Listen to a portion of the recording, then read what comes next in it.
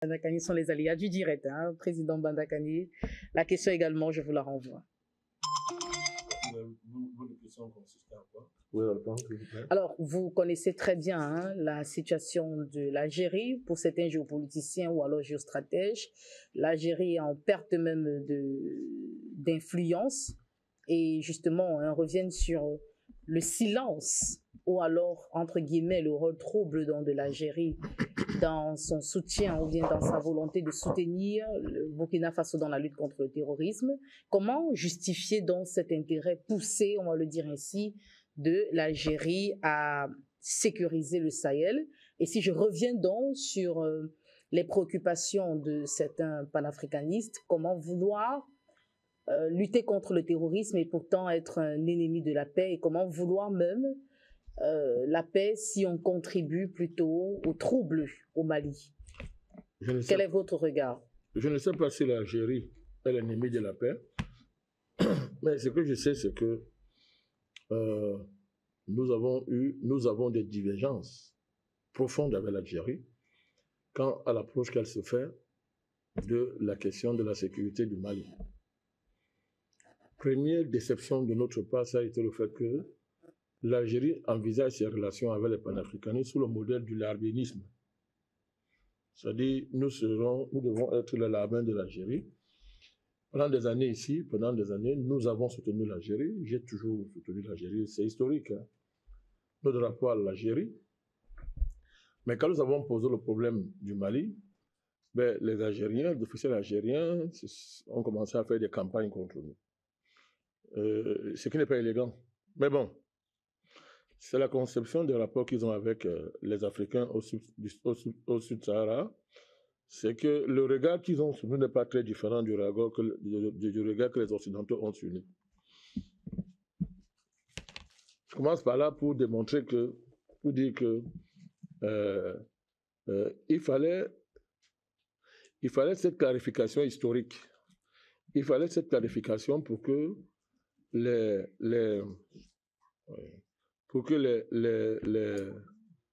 relations entre l'Algérie et l'Afrique subsaharienne, dans le contexte géopolitique actuel, se fassent sur des bases claires, sans émotion, sans enfantillage et sans sentimentalisme.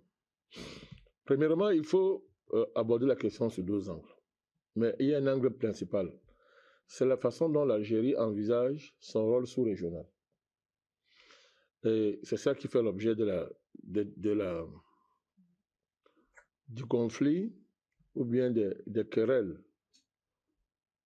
géopolitiques qui opposent le Maroc à l'Algérie. Au-delà du débat sur la marocanité du Sahara occidental, qui est quasiment un enjeu de quasi-guerre entre l'Algérie et le Maroc, il y a la lutte pour le positionnement sous-régional.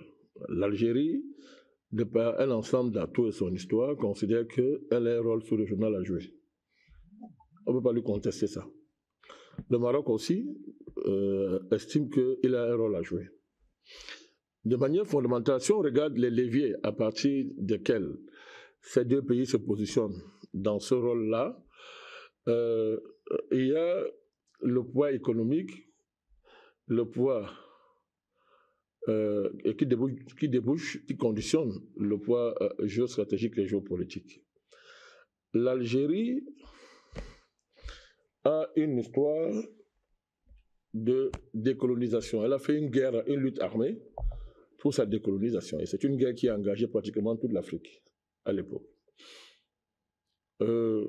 L'Algérie a un tissu industriel relatif qui lui permet d'aspirer à un rôle sous-régional. Dans ces alliances stratégiques, les Algériens nous servent un peu comment on appelle le type là? Du Erdogan. Ils nous servent un peu du Erdogan. Hein? On est avec l'Occident, on est avec la Russie, on peut être partout. Les États sont libres d'avoir leur choix, sont des États. Face à ça, vous avez le Maroc, qui est dans un rôle historique et géostratégique d'être le cheval de Troie de l'Occident impérialiste sur le continent. Qu'est-ce qui a posé problème? C'est que sur la question du Mali, l'Algérie s'est attribué un rôle qui mettait en danger l'unité du Mali. Monsieur Jundiawe. L'Algérie a conditionné l'unité du Mali à une espèce de... à son implication dans le partage des richesses du Nord Mali. Ce n'est pas vous que je vais apprendre. Le pillage des ressources du Mali au nord du Mali. Un pillage qui a augmenté le produit intérieur brut, pour ne pas dire le produit national brut de l'Algérie. Tout ça, c'est chiffré. C'est même documenté. Oui, bon, tout ça, c'était un jeu. C'était un deal avec les Français. Tu as raison. C'était un jeu. C'était un double jeu d'hypocrisie avec la France. Nous connaissons très bien, vous avez dit que ce n'est pas à l'Algérie de sécuriser le Mali, je suis d'accord avec vous, mais l'Algérie ne peut pas être indifférente au sort du Nord Mali.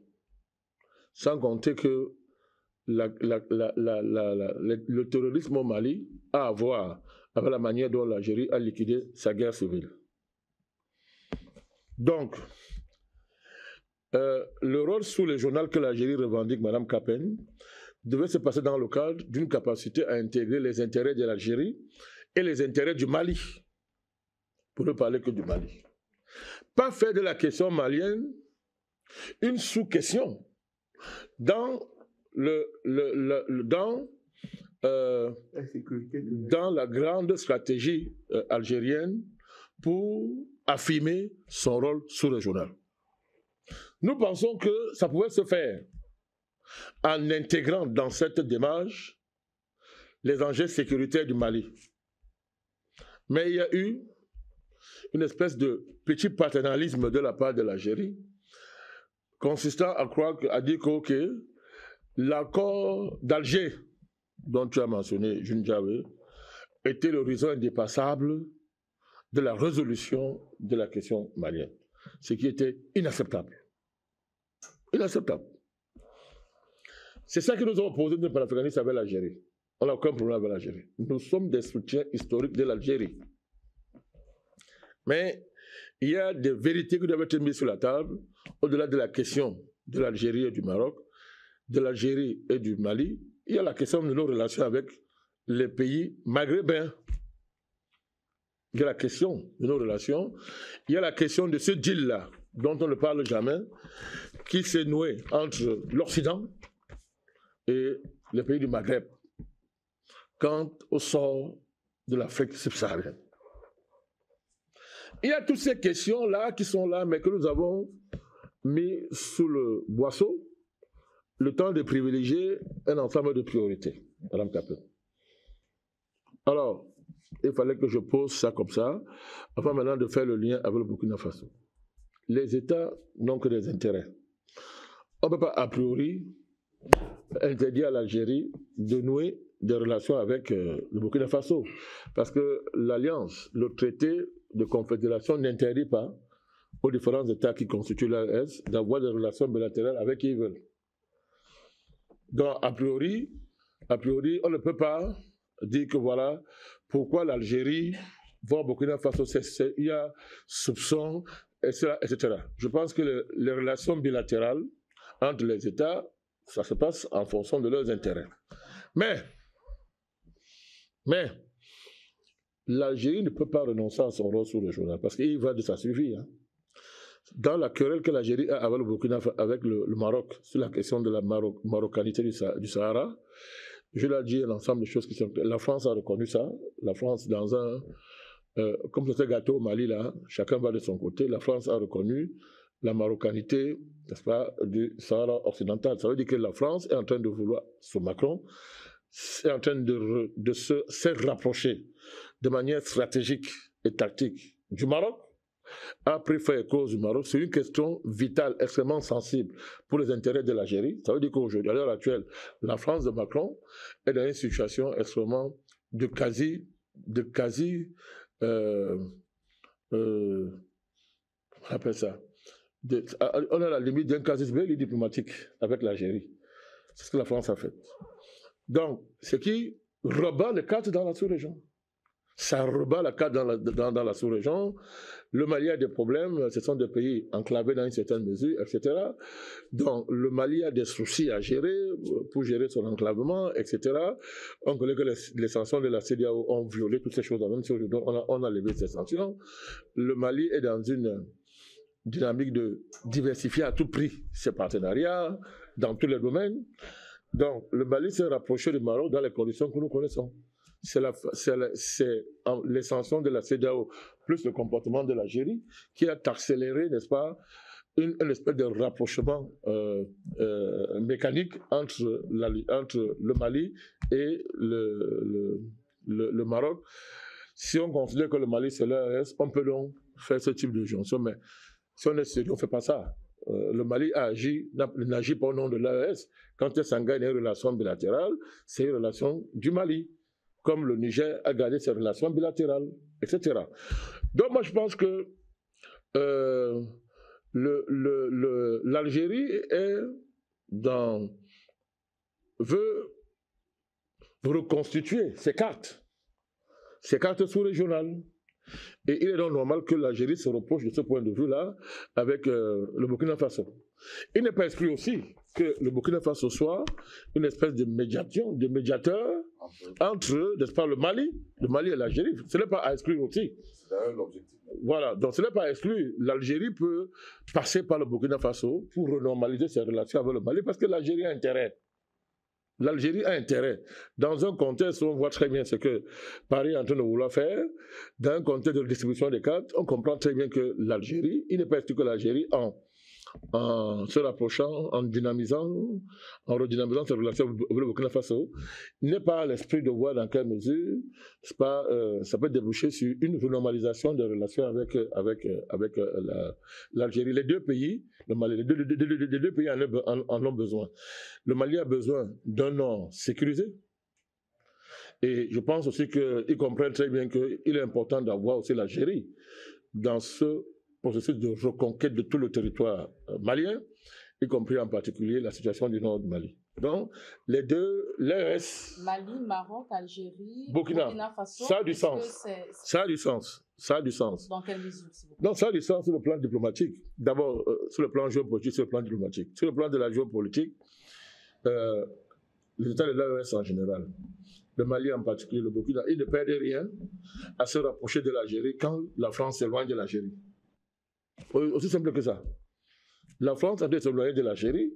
J'ai dit, ça rebat les cartes. Parce que reconnaître la marocanité du Front Polisario, c'est déclarer la guerre à l'Algérie. Et c'est pour cela que la France, en se rapprochant, en se détachant de l'Algérie, en embrassant le Maroc, veut entraîner le Maroc dans une coalition avec l'AES. Bien sûr. Oui, bien sûr. C'est-à-dire que Et le Maroc a joué ce rôle-là. Ce que je dis aujourd'hui, le Maroc est très important. Le Maroc, c'est un État dangereux. Vous connaissez le rôle du Maroc en Côte d'Ivoire? Nous vous écoutons.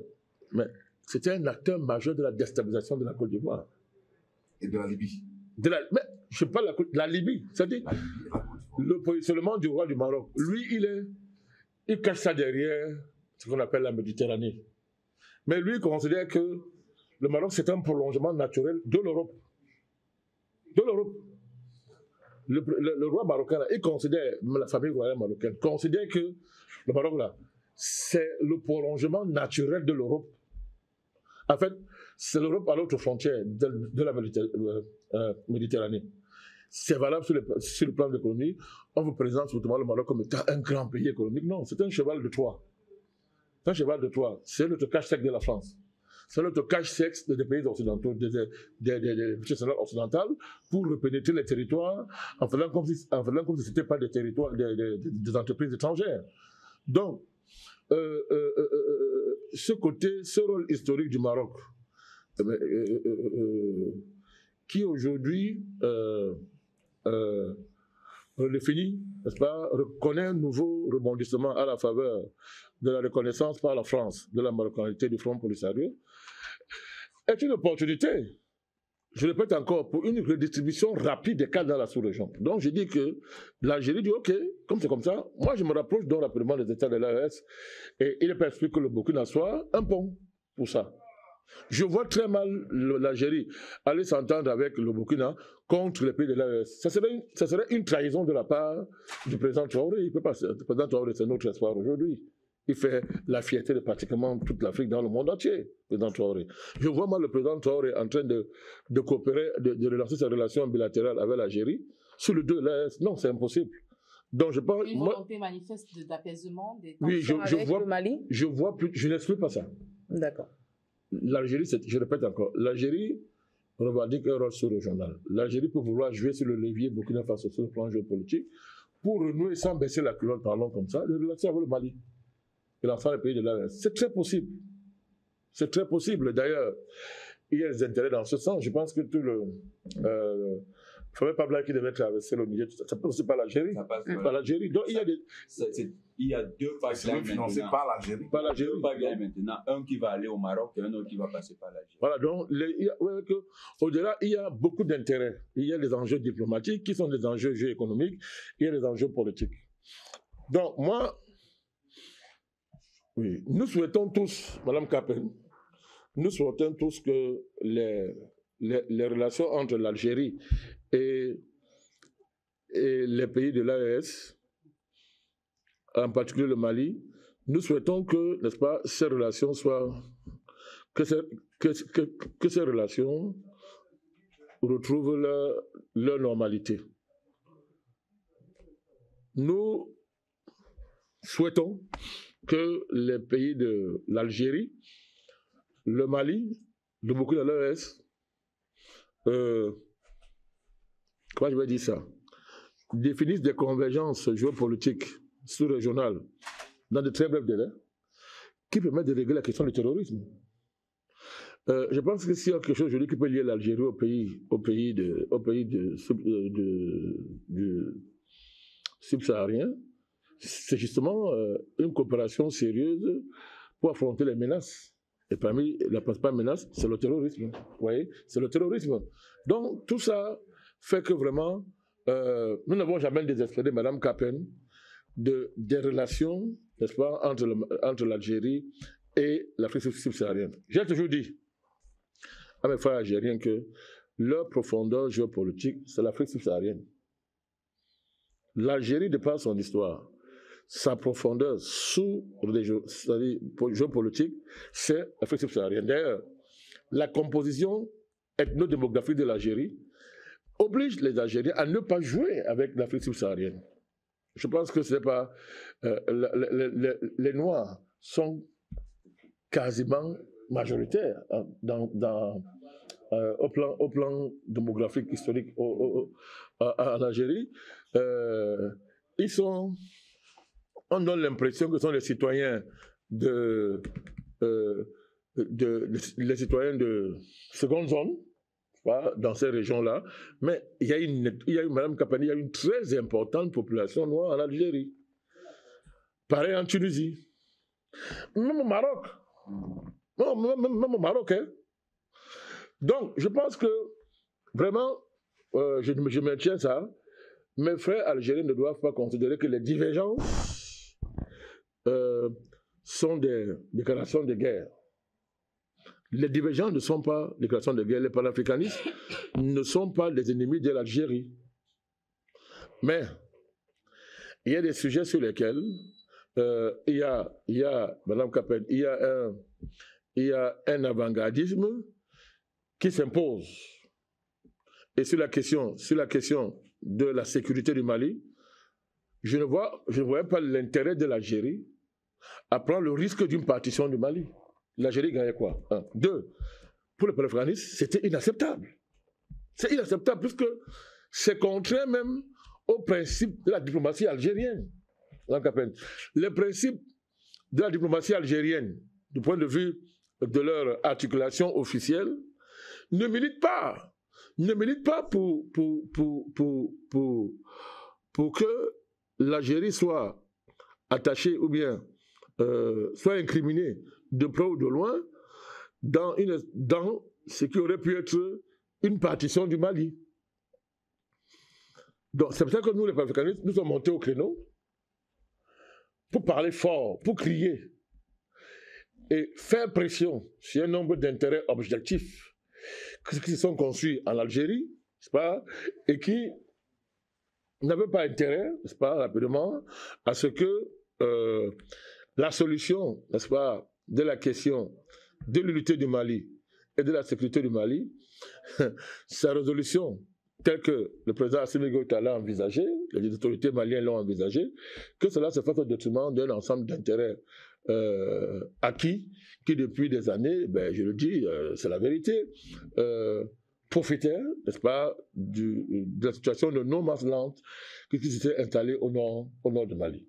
Je pense que l'Algérie a intérêt à ce que l'État malien rétablisse l'autorité de l'État sur toute l'étendue du territoire.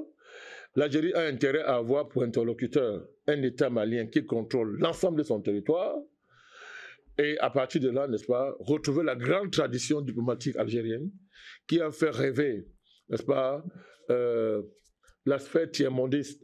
Madame Capen, dans les années 60-70 en montant, c'était l'année où la diplomatie algérienne rayonnait et se confondait dans une espèce de noce diplomatique et progressiste, n'est-ce pas, avec les enjeux de libération, d'indépendance, n'est-ce pas, des pays, n'est-ce pas, du tiers-monde en général et de l'Afrique subsaharienne en particulier. C'était à l'époque qu'un monsieur comme Bouteflika s'est fait remarquer, jeune diplomate, brillant diplomate algérien. Il a incarné un certain tiers-mondisme assez dynamique à l'époque, n'est-ce pas, à 25 ans. Bouteflika était carrément l'un des chouchous de la cause tiers-mondiste à l'époque.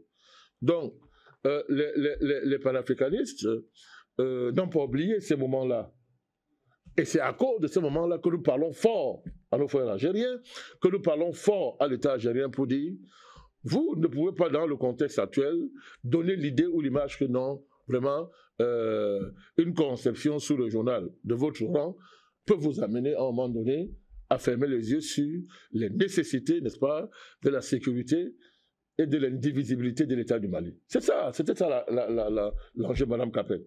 Donc maintenant, si l'Algérie aujourd'hui reprend cette stratégie sous-régionale basée sur une intensification de ses relations avec l'Afrique subsaharienne en général et l'AES en particulier, je salue ce nouveau chapitre dans les relations entre le Burkina Faso et l'Algérie, en espérant très bien que ça va aller dans le sens, n'est-ce pas, de la consolidation de l'AES, dans le sens du démantèlement de la menace terroriste et dans le sens, n'est-ce pas, de ce nouveau tiers-mondisme renaissant qui aujourd'hui dans le monde entier, on appelle ça le Sud global, milite pour une multipolarisation géopolitique dans le monde, Madame Capel. Donc voilà comment moi j'aborde cette affaire-là,